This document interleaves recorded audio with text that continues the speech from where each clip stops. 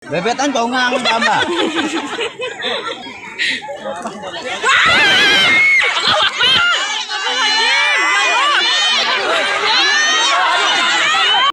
Nasib korban imbas jembatan gantung ambruk saat lomba tangkap bebek, polisi kini periksa panitia.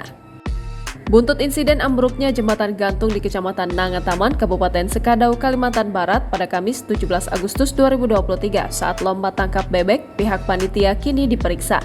Terlebih korban dari jembatan ambruk itu berjumlah puluhan, bahkan ada yang patah tulang.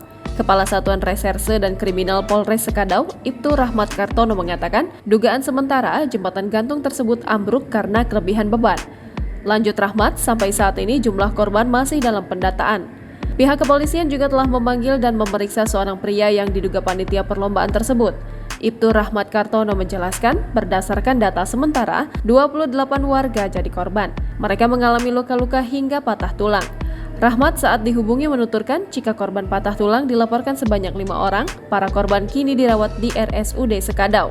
Rahmat menjelaskan peristiwa tersebut berawal saat digelarnya lomba menangkap bebek di sungai. Sebanyak puluhan orang mengikuti perlombaan itu, sementara ada puluhan lain yang menonton dari atas jembatan. Tak lama saat perlombaan dimulai, tiba-tiba saja jembatan gantung itu ambruk dan para warga yang di atasnya jatuh ke sungai. Sebagian peserta lomba di bawah terlihat menjadi korban usai tertimpa jembatan gantung tersebut. Bebetan kau ngang apa?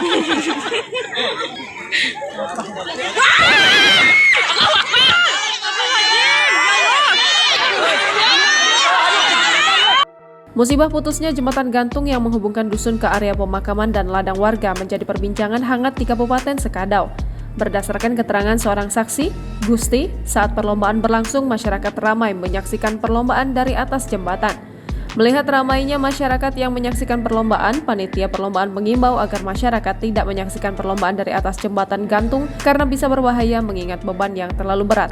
Akan tetapi imbauan dari panitia perlombaan lomba bebek tidak ditanggapi oleh masyarakat yang menyaksikan dari atas jembatan gantung.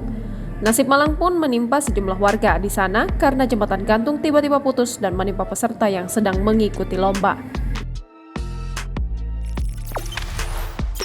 Jangan lupa subscribe, share, komen, dan like ya!